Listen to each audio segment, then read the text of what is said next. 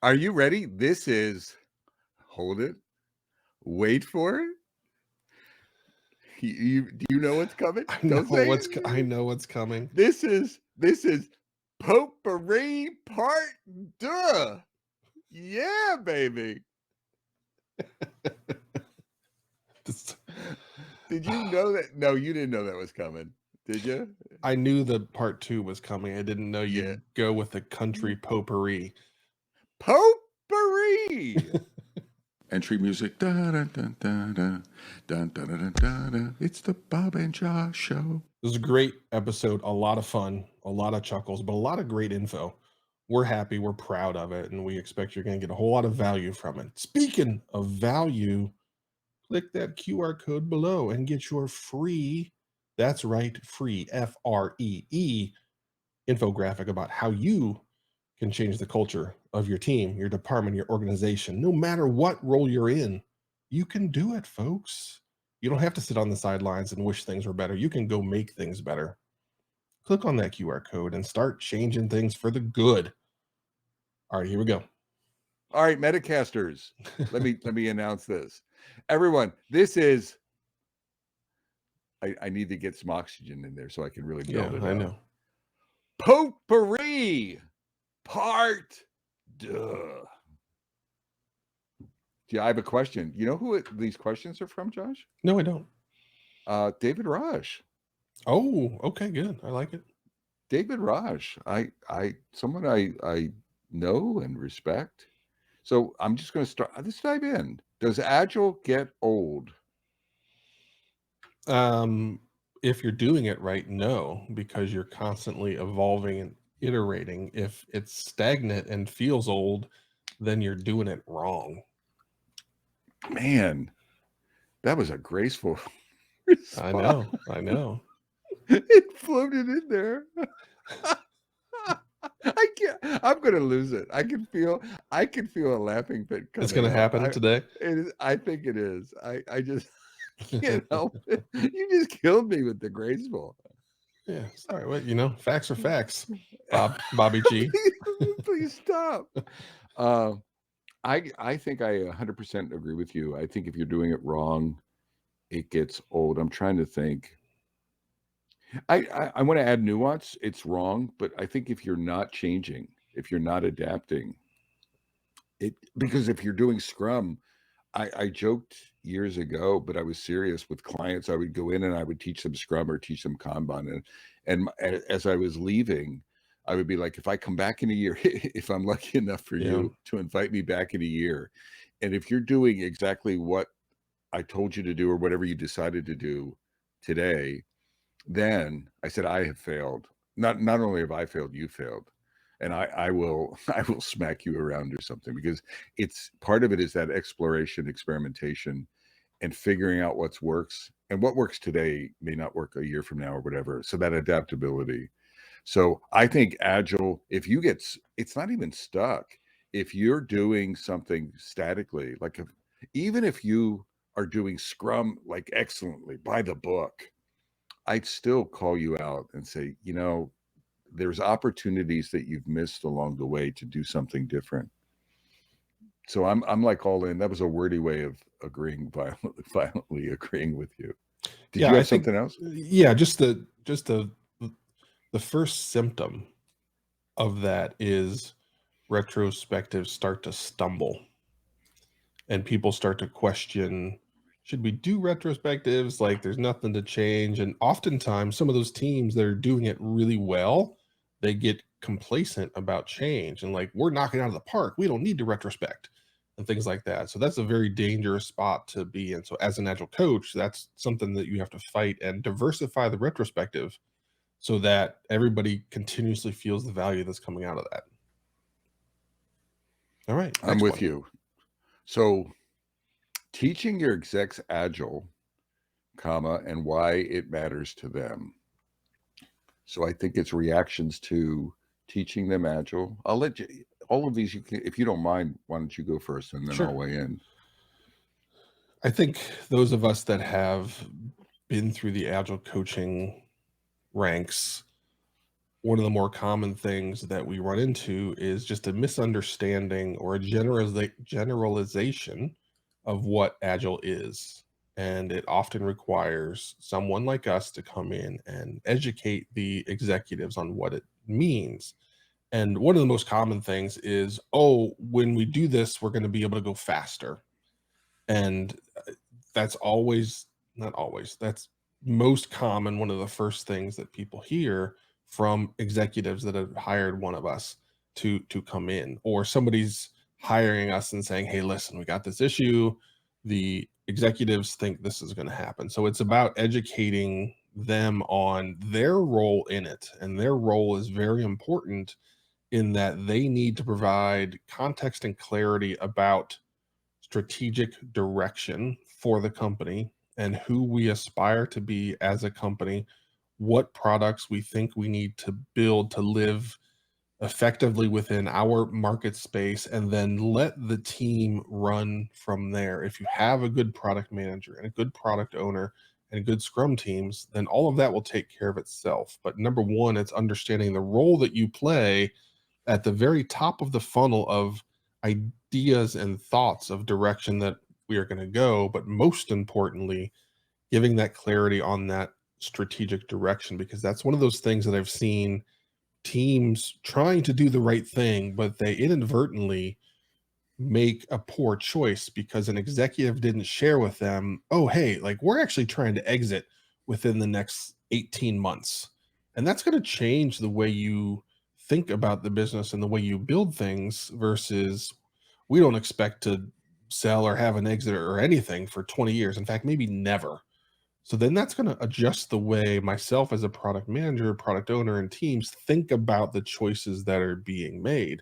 Doesn't mean you take a shortcut. It's just you understand the final destination and that it's close or it's really far away. So often that's a stumbling block where executives get frustrated because teams are building things the wrong way, but they're building them the right way as far as they know. That executive just failed to provide context and clarity around the strategic direction of the company. I mean, again, I'm 100% agreeing with everything you said. I mean, the add-on for me is maybe a different twist. I want to go back and read that question again from David. Teaching your execs Agile and why it matters to them. It's almost the way it's phrased. It's a good question. I'm not picking on it. It's like it's my job to convince or train the leader. I'm actually having heartburn around that. No. If you want to go Agile as a leader, it's your job to be curious. It's your job to learn everything you can. It's your job to pull me in. You know that quintessential joke, Josh? I'm the CEO of a company and you have 60 minutes to Yeah. teach me Agile, right? That's all the time I have.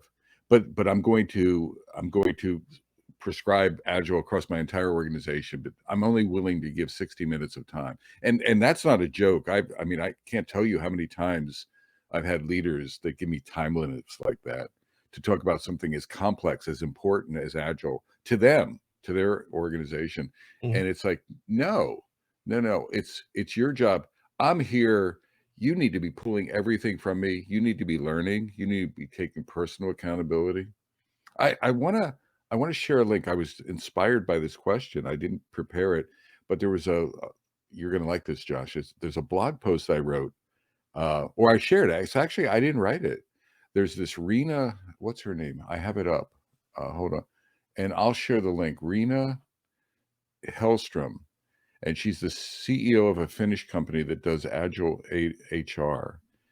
And she wrote this piece on LinkedIn, and I'm just going to read a few. It's like she talks about like 12 steps that she wants leaders to go through, um, and in an agile transformation. And it makes this case of this juxtaposition, right? That it's not about me helping you; it's about the burden falls to you. So let me read a few of these things. And if this isn't aligned, Josh, just stop me. So number one, grill the CEO or the unit head before you start teaching them Agile. Tell her or him that he is 100% responsible for making Agile work. That's step one. Step two, train the leadership team in Agile for 2 days. Make them go through a mind-blowing transformation backlog building exercise together. It must hurt. Grill them all. Tell them nothing's going to happen if none of you actually take an item off that backlog and finish it. Very few of these people have been very action oriented lately. It's a stretch to them to actually see that shit gets done. I'm just reading. This is what she typed, and I actually took it on LinkedIn because it was like a LinkedIn post, and I tried to give it broader sort of exposure. Number 3, agree on a cadence to the LT. Grill them all. There's a common denominator, Josh, of grilling them. And I love that. And then flip them over. Get the spatula, flip them over. Tell them that they can either have this nice little backlog in their normal monthly death by PowerPoint reporting meetings, or then they set up biweekly checks, sprint planning, backlog, and refinement sessions. Make them swear to have retrospectives on how they work. 4, tell them nothing's going to happen if they won't start communicating with each other live by the board. Okay, Agree on who. so we're gonna add the link. Everybody go and read it. Yeah. So It's a but resource we're gonna attach. does that give you but does that give you a set? How do you react to some of that? So 2 things. I think point number 2. What was point number 2? That they were 100% responsible. No, that was the first actually. Oh, that's it was part of the first one. point. Okay.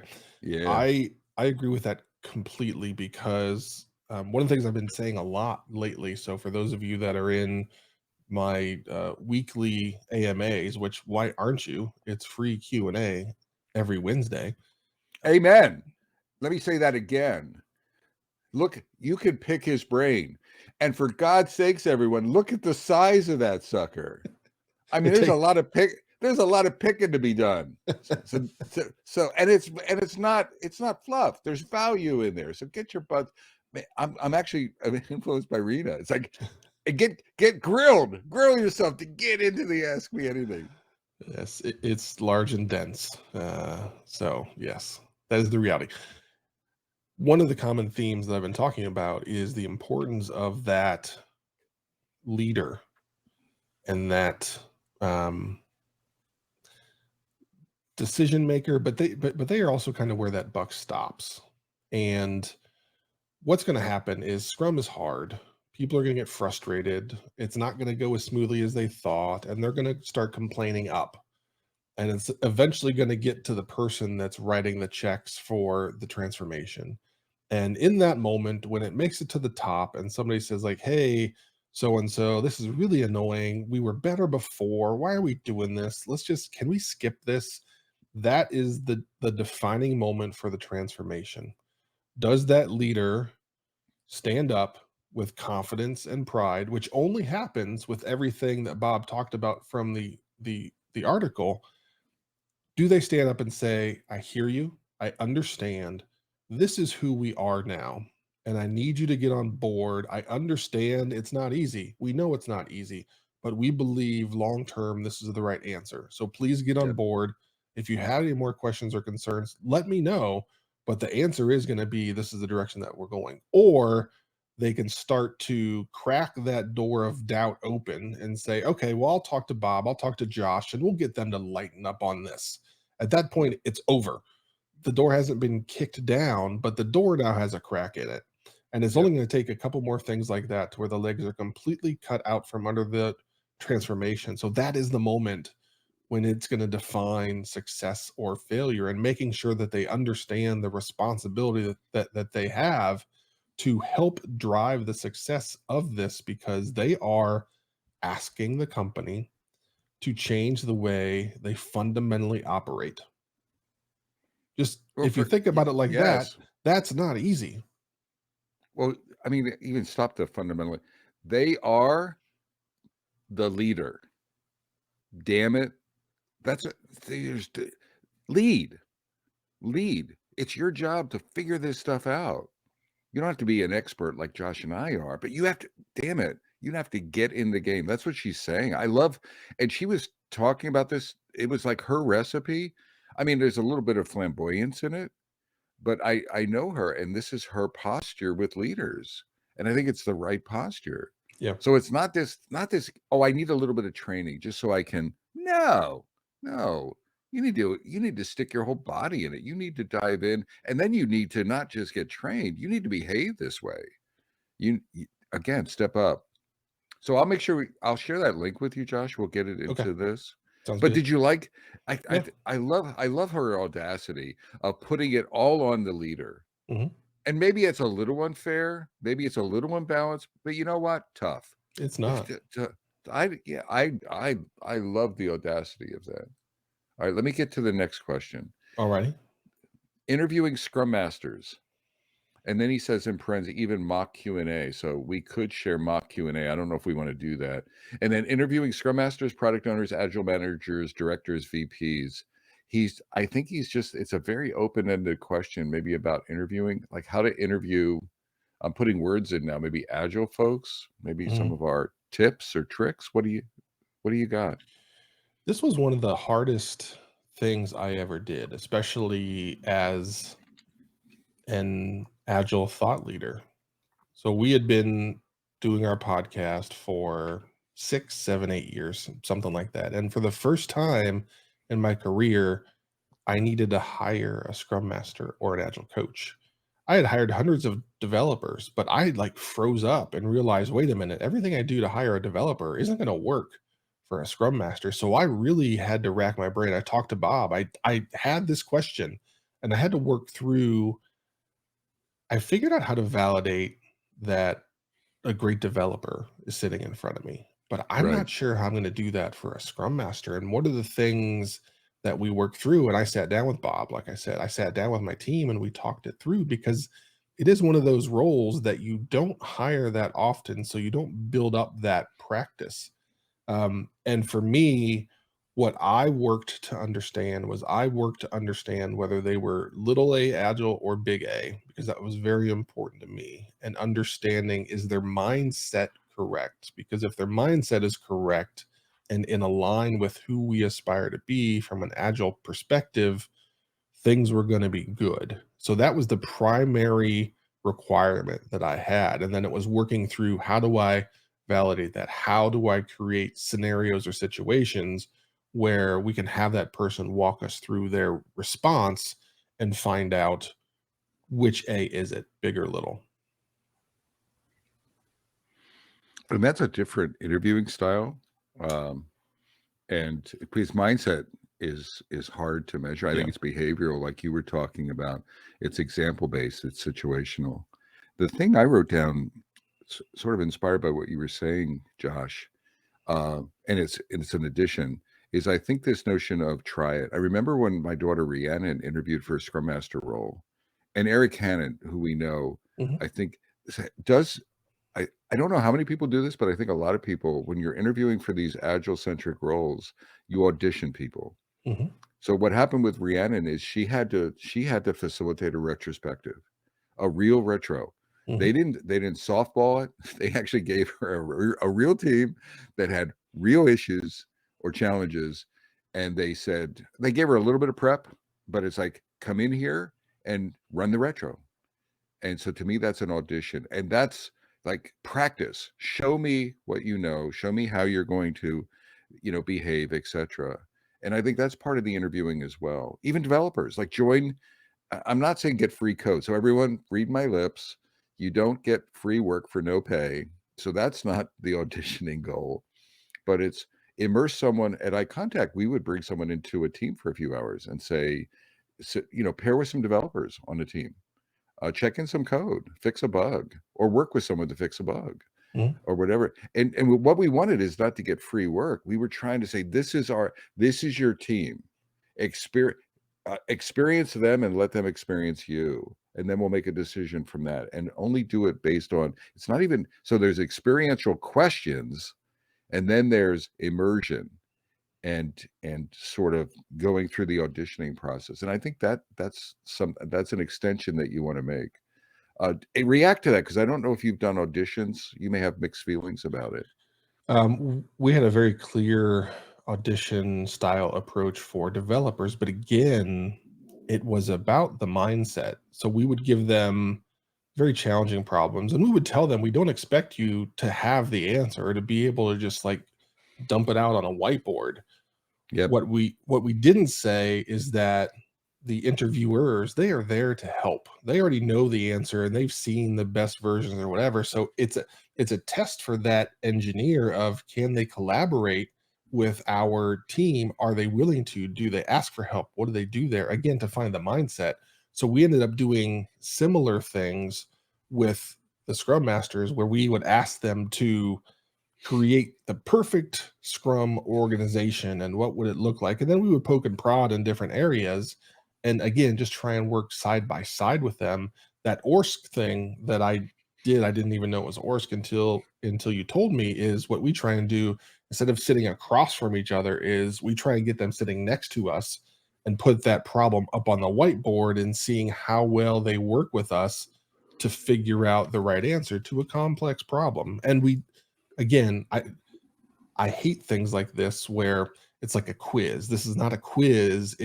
And we tell them up front, you're not going to have the perfect answer. That's okay. We'll talk it through. And there are some people that hear that and get excited. Then there are some that just can't get over that of, oh, this is a quiz. There's going to be a perfect answer. I don't know it. And then Right. again, that's because they don't have that mindset and that comfort of, we're going to iterate. I know Rihanna got really nervous. And she asked me, how to. I said, I don't think you overthink it. I think you go in, trust yourself. Mhm. You're going to have nerves, but just do it. Yep. Center yourself and just do it. Any preparation to me would undermine your effectiveness, right? If I Yeah. start planning it, it's just going to undermine it. It's going to be artificial. Mhm. But I think a point you made is it is challenging for the interviewee. Mhm. These are and so if you're doing this stuff, you have to sort of give them some hints, or sort of give them some prep to calm them down. Otherwise, Yeah. it can be very intimidating. So you want to prep them. Uh, David talked about VPs and directors and things like that. So it wasn't just Scrum Masters or POs or developers. I remember years ago, Josh, I interviewed for a senior leadership role. I was in Connecticut. It was in Pittsburgh, and I was really excited about this. It was a technology company, like an IBM derivative company, or Mhm. owned, but it was a startup in the Carnegie Mellon space at Pittsburgh. I was super excited about the technology, and well, part of the interview, I went there for a day or two, and they had me talk to like 50 people in a cafeteria. Not talk. It was like an ask me anything. Before anyone talked about ask me anythings, they threw me up there in front of 50 people and said, "This is potentially your new boss. Ooh, I like Uh, it. right? Ask him anything." And I liked it. Yeah. It was freaking scary, Yeah. but it was great for me because I got a sense for the Yeah. the culture. I got a sense for the challenges, and I think it was great for them because they got raw Bob, hire. This is not an interview question. Pepper me. And I remember thinking, and this is the first time I ever had that. And it was a little bit mature in the interview process. I had gone through some individual or small, like, pair interviews. This was we're thinking about hiring this guy. We want the whole team to weigh in. And Mhm. I remember walking away and I'm like, that worked. That it was freaking scary. And I don't know, there's no way to determine how I'm doing. My decision was just to be genuine. Yeah. Like, I just need to be me. And the more I'm me, the better the decision they can make. Mhm. And then I'll get data as well. But I remember that I think it's that, again, auditioning. And this is before, gosh, this was even pre-Agile. This Mhm. was a long time ago. But I think stuff like that is the way to go. What do Yeah, you think? I mean, to me, I love that the company did that because it shows the weight and responsibility that this role has. Like, we aren't hiring you to just do a thing. We're hiring you to lead this group of people, and that's a sizable responsibility. And also, I do love the opportunity that you had to peek behind the curtain and see what people were concerned about, maybe what they had been burned by, and Exactly. understand a little bit more of what you were walking into, and whether it's like, okay, yeah, this is a mostly healthy place and we'll be able to make it really good, or like, holy crap, they're really dysfunctional. I don't think a company that would do something like that would be dysfunctional, but it gives you a great way to really understand without asking a handful of executives, tell me about the team, tell me about this, like you get Exactly. it firsthand. Yeah. Exactly. And again, it's not everyone Metacasters. I think that style can be useful. So if you're hiring, again, it's the audition. Get in the game and be real with the questions, and really honor everyone. Get information. The more you can be day to day and less contrived, the better off you are. All right. You feeling good about that answer? Yeah, I do.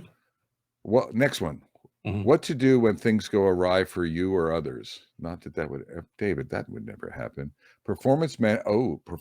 So hyphen performance management for scrum masters, coaches, product owners, etc.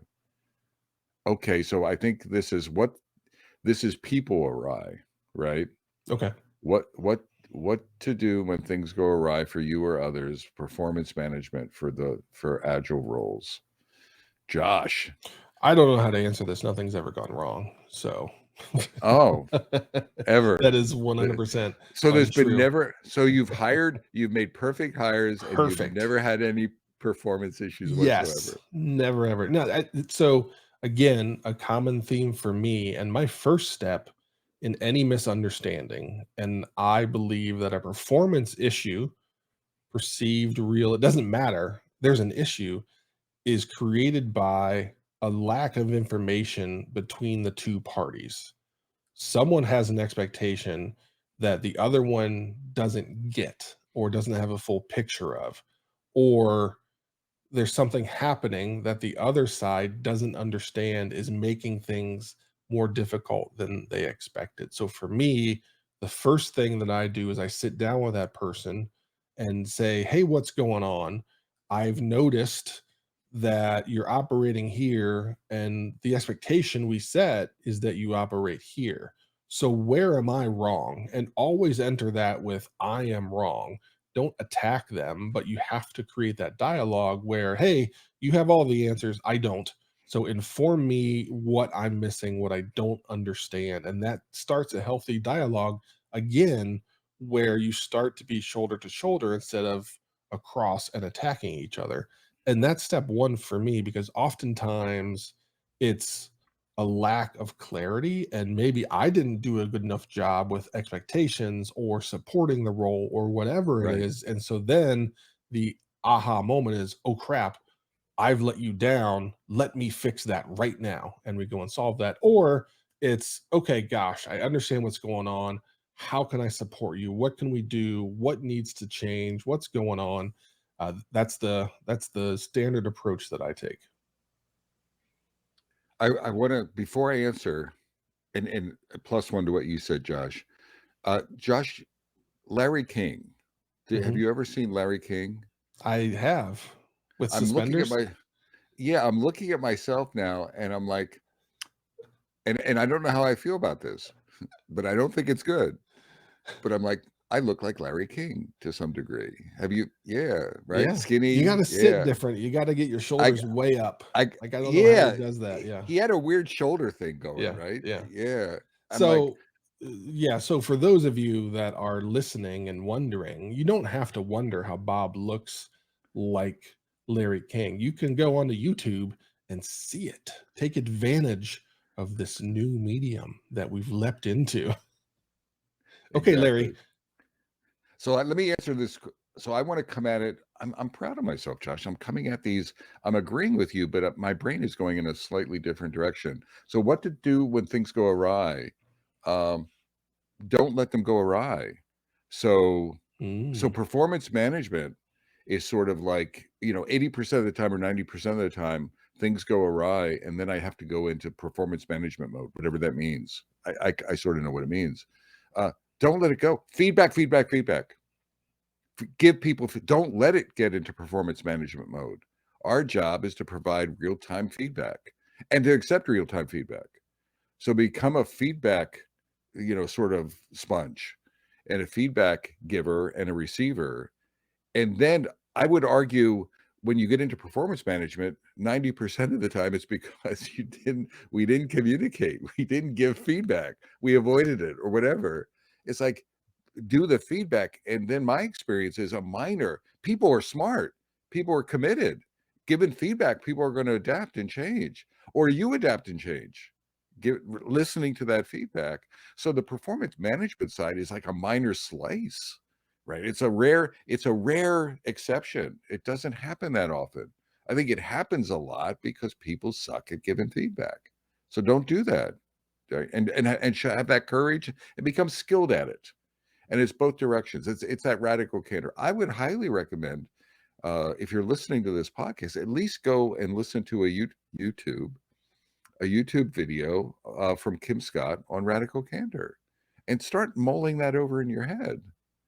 I think we avoid that whole notion. I think if we started giving people feedback, the whole notion of performance management would almost go away. Yeah. Thoughts, Yeah. Josh? Yeah. So, two things there. One, I am very aggressive. I have become very aggressive with the feedback, being as early as possible. And it gets uncomfortable for the person I'm talking with because they're used to only having a discussion about an issue when you get to that performance problem. Yep. And I prefer to put concerns or thoughts or worries I have out on the table sooner rather than later, so that I then start to set the tone with this person of, hey, educate me on what's happening. Because Yep. usually, to Bob's point, the problem's on me. It's not on them. I didn't have the clarity of something. I wasn't somewhere I needed to be, or whatever. Something happened. But the sooner I talk about that, the sooner we get to a resolution, and the smaller an issue it becomes. But you have to be skilled at doing that, because so many folks, when they hear like a manager or a leader comes over and says, "Hey Bob, can I talk to you for a minute?" Like everybody's like, "Oh shit, what I do wrong? What's happening?" And Yep. then you do this like death march to this office where the two of you sit down and talk, and you instantly think things are going bad or going wrong or something horrible is going to happen. So you have to work to condition the team that, hey, I just want to talk about something, and it doesn't mean things are bad, but so many people have histories where when something happens like that, only bad things happen. So you have to recognize and understand that feeling that your team is going to get. Second, talking about the retrospectives, if it gets that far, you owe it to yourself and to your team to figure out what changes you have to make so that that doesn't happen again. If it happens again, it's 100% your fault. Maybe the first time you could say, some of it wasn't really my fault. It probably was. But if it happens again, there's no one fault but your own, because you didn't adjust or find a way to change the system so that it didn't happen again. I'm going to say I'm going to disagree with two things you said, but I'm not Mm, disagreeing. One, you said you have to be skilled. I disagree. Yes, skilled is nice, but if you're unskilled, still give feedback. yeah, Period. Right? that's Period. fair. And Yeah. then become skilled over time. Josh, you have this humble style where you point the finger at yourself too much. Well, I'm probably wrong. You said that a lot. You know what? It's not about blame. It's whoever needs to make an adjustment, make it. What if a team member is not listening to other team members in meetings or respecting them? Well, then it's not your fault, Josh, as a leader. You just need, but they're not aware of it. Give them that feedback. Or maybe it is. It's don't point the finger at the leader, point the finger at the behavior, and then give that feedback. I don't Now, think I don't think you can say that after you just talked about the article where it put everything on the leader, right? So that's how I'm viewing it. I'm very comfortable with the feedback. So I accept the full responsibility of being a great leader, and that if something is failing, it's ultimately my fault. So to it's on me to fix it. not fix it, well, you can. I would say it's on you to reveal the system to itself, Yeah. not fix it. And that's really, you just nailed what I'm saying. If the problem is you as the leader, then fix yourself. If the problem is whoever you're talking to, then they need to fix themselves, Mhm. right? The system and the individual. So your language is always me, which isn't bad. You're a leader. You're a dynamic leader. But what I'm saying is, it's not about it's not 80-20 or anything like that. Whoever needs to repair the situation, but they won't do it if they don't get. So feedback, yes, then someone take ownership But immediately. but I'm even so crazy in that if it is the responsibility of that person to make a change, then I Yep. go back further steps and say, how did I allow this into our system? What are things I could That have done up front? that's Right. that's So fair. yeah, That's fair game. yeah. I'm just I it's get you. I uh, get you. I get you. yeah, your language is a lot. Me, I don't know what it is, but someone needs to make a change. That's the beauty of feedback, Mhm. right? Kim talks about it. It's so that our so we're listening so that either their view can change or our view can change, right? We're listening to both sides and we're Yep. giving feedback and we decide we're open minded. Cool. I like where that Mhm. answer went. I have two One more. quickies. Oh, two Well, quickies. no, Okay. two more, two Yeah. quickies. Okay. And I'm going to paraphrase books you recommend during coaching. What books have changed the conversation for you or others? How and why? So you, each of us has to pick one book that we recommend or that's changed things for us. And I'm going to let you go first because I think you have a handful of books in mind. I do. The probably the most impactful thing that I've seen is Turn the Ship Around. And the reason why it was impactful wasn't just because of the content, but because at the end of each chapter, it gave you like a checklist of, okay, we've talked about this. Are these things true in your organization? If not, here's things you can do to go make that happen. So that was a fantastic tool for me to go through with a leadership team that I had and for us to get on the same page about what leading means to us. And it gave us actions for us to take when we were honest with ourselves and said, okay, we're not there yet. And so that was one of those things that there's lots of books, great ideas and wonderful thoughts, but there's still that next level where you have to do the translation of like, okay, how am I going to make that work? This was fantastic because it gave you a jumping off point of, okay, we definitely have that problem. And here's a couple things you can do to start to fix it. The other nice thing about that is in an agile context, if folks can do things like that in the military, the excuses in agile context go Yeah. away, right? It's Yeah. like, well, oh, we can't. Oh, it's the military, Yeah. right? Yeah. So if they can do that there, mine is Five Dysfunctions of a Team by Pat Lencioni. Really off the top of my head, it's been something I come back to. One, I like it because it's a fable, so it's quick read. It's a fundamental abstraction or metaphor for building teams, building high performance teams by focusing on trust, uh, and debate and safety, and it talks about those foundations. I do it a lot. I've actually used it. He has an assessment that I've used in organizations. It's very useful. A lot of times, people are focusing on the result side, and they don't build the foundational principles, and that's Mm. one of the keys that Lencioni talks about. I've handed that out. I bought copies for, and I contact and channel advisor. We used it, but it's just useful. If you haven't read Five Dysfunctions of a Team, no matter what your role is, I would say read it. You can read it in a plane ride, a cross country plane ride. You can digest it. All right. So the next one, real quick question. This is even shorter, Josh. Uh, we need to give it some thought. What is your agile spirit animal? So I'm I mean, thinking yours you is no, pretty don't no simple. no, you can't make assumptions and pick. So think deeply. Mm. What is your agile spirit animal today? So I mean, Eh, I'm trying stew with a viper. um, the viper. uh, I keep coming back to the wolf. That's the Ooh. thing that I keep coming at.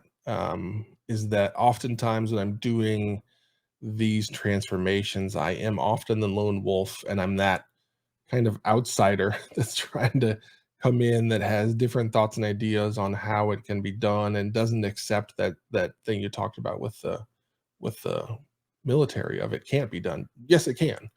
We just have to go make this happen. So having been through a bunch of those, leading them mostly on my own, that's that feeling I get. Plus, I got Winston Wolfe behind me, who that's my spirit character, and he just comes in and fixes big problems. So that's what I enjoy doing, and so that's kind of shaped in my brain. Very cool. Nice answer. It Thank gave you. me some insights, and I've known you for a long time too. Mine, everyone, Metacasters, the obvious one, which is Josh was alluding to, was Agile Moose or a moose. But I'm going to flip it up. I'm going to say a lion. Mhm. And I'm going to say, I'm going to the Wizard of Oz, and I'm thinking of the Cowardly Lion. And in my mind, a metaphor that I try to remind myself, it's agile coaching and change, leading transformations is a really hard, fearful business. No matter how much money you have in the bank, uh, and no matter what the contract says. And I try to remind myself to be a courageous truth teller and Mhm. be a courageous straight shooter. And my mental model for that is a lion. And I'm not saying I'm a really, it's how I want to show up. I want to show up with courage. I want to show up with commitment. I want to show up being proud of what I do, how I'm showing up. Because it's a really, it's a hard role, right? Anyone who's leading change, I take my hat off to anyone Mhm. who leads change, who's trying to change organizational systems and organizational cultures. Man, it's not for the faint of heart. It's not easy. So that's my spirit animal, at least for today. I With a dig it. with a lion on the back of a moose. Maybe I aggregated it in some way. All right, so everyone, that is the end of Potpourri Part 2. I'm so From happy we're past this. I know. Uh, Potpourri. I just love saying it. I can say that 100 I know, times I know, and I know. smile every time. So from beautiful downtown Cary, North Carolina, And slightly rainy Fuquay Arena, North Carolina. I'm Bob Galen. And I'm Josh Anderson. Shake. And bake. Take care, y'all.